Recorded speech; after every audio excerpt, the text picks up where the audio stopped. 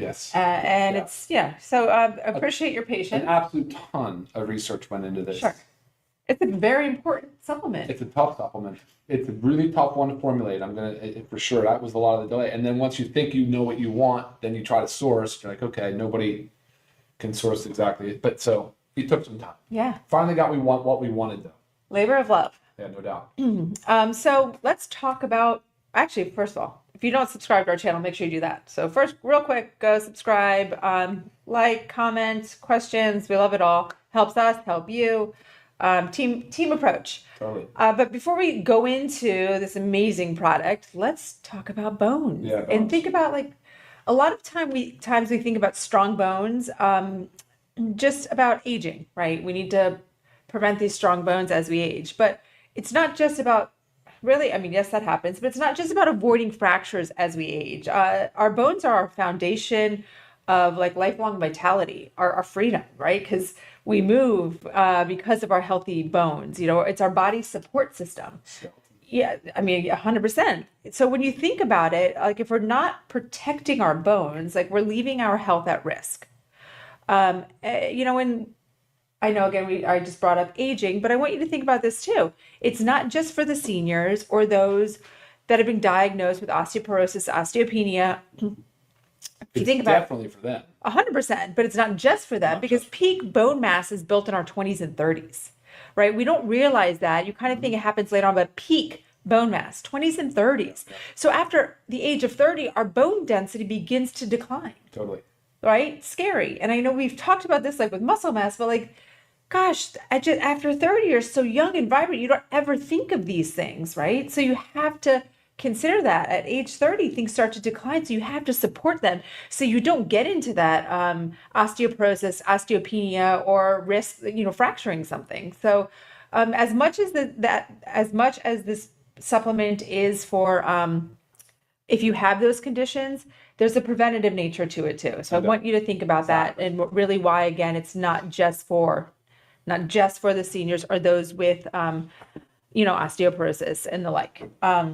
Absolutely. And a lot of that, go ahead, you're going to say, go on. I mean, I was just saying, but bones are more than, they're more than just the skeleton. They're more than just structural, right? They store minerals, help regulate hormones. They even influence metabolism and immunity. So sure. I don't think most people think of it beyond the structural component of bones, right? Yeah. So yeah, the bones are a major reservoir. When the body needs it, when the blood needs it, other areas of the body need it, it will resorb bone and break down bone to free up some of these important vitamins and minerals. right. Yeah, but go back to the age thing, like 10 to 18 years of age is a major bone growth stage, right? Major. So these kids that are just eating awful foods, they're not hitting their full genetic potential, right? Like genetics, I think, play a role, like they're basically up to like 80%. But really, lifestyle, nutrition is what would get you to max out, basically to take full advantage of what your genetics are offering you as far as bone building, right? So 10 to 18 is a very, I'm not saying that's who we made the supplement for, but I am telling you that if you have any children in that age bracket, absolutely focus on nutrition with them and the importance of getting calcium and healthy bone minerals. For sure.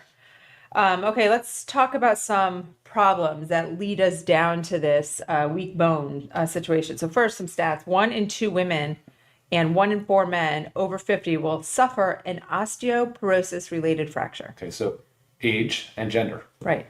So obviously females, Right. yes. As you And that typically has to do with postmenopausal hormones. You know, they really affect our bones, especially that estrogen. For sure. Also, what affects it though is you were leading to this sometimes with kids, but nutrient deficiencies, inflammation, poor diet, stress.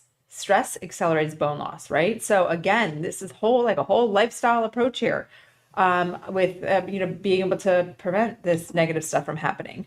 And you know, there's the standard calcium supplements on the market. There's many, and it actually can be a very confusing market. Very confusing. So many different forms, Very and you're told you need calcium, but like it's one of the areas where the FDA allows you to make a qualified health claim. So like, you know, 500 milligrams or higher of calcium equivalent elemental, you'll get, you know, improves bone density, increases bone density. right. And so I didn't know that. So. a lot of companies just throw really a lot of junk up against the wall. And I mean, a lot. Right.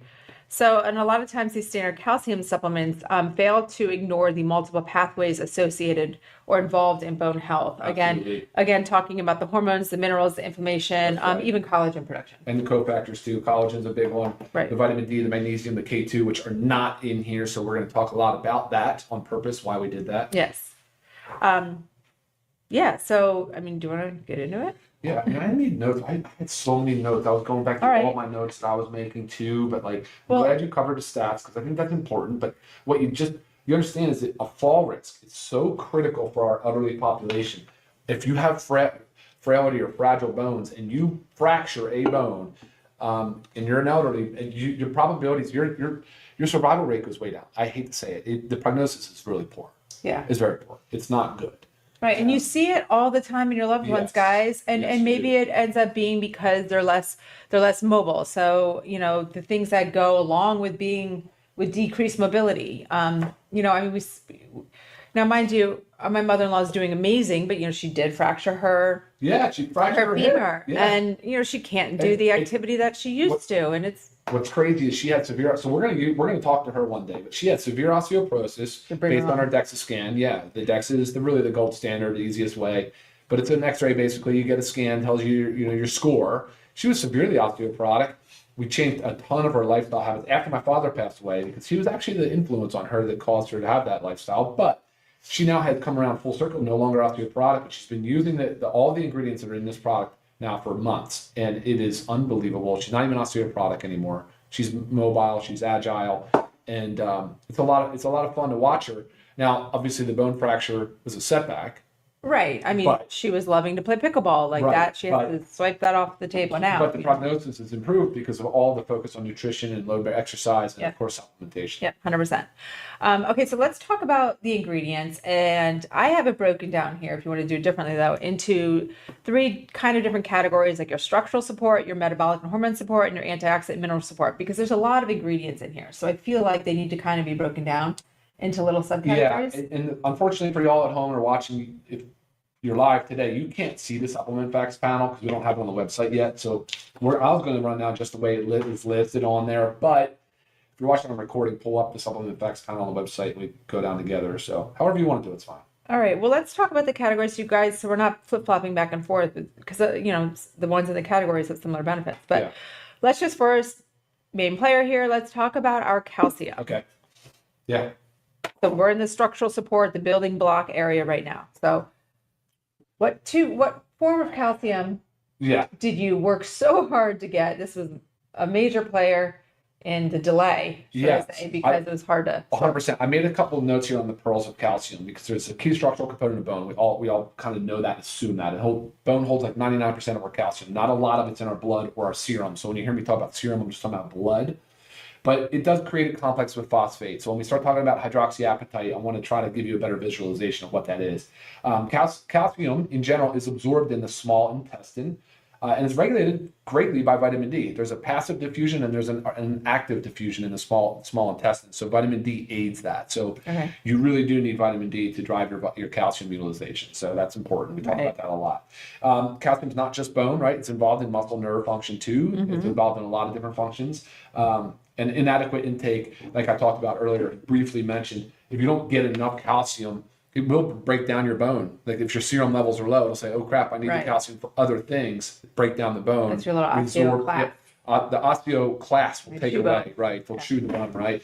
Whereas the osteoblasts build the bone. But they will resorb the bone and they will free up the calcium. And that's unfortunate because dietarily, we're not getting the recommended amounts of calcium on our daily basis. We're just not. I mean, we fortify our foods, but again, it kind of falls into that junk food category, cereals, low-grade dairy products, things like that. So you got to be really careful. There is calcium in foods, though. I mean, you can get it from dairy and some different food sources. Right. But then also be careful, and I'll mention this again later, but also be careful about the anti-nutrients in some of the foods because like the oxalates and the phytates can chelate and bind and prevent the absorption of calcium. There are a lot of different forms of calcium on the market. Predominantly, it's carbonate. Carbonate's not bad. It has a pretty high percentage of elemental calcium. The citrate is another one that's on the market, depending on your stomach acid, basically, like how are people being treated for stomach acid issues. But what is even better is the Albion. So that is a branded company that has a patented calcium form, which we chose here. It's a dicalcium, so it's 2 calcium. And it is a malate salt. So it's dicalcium malate, has far better bioavailability supplement. It's a really tough one to formulate. I'm going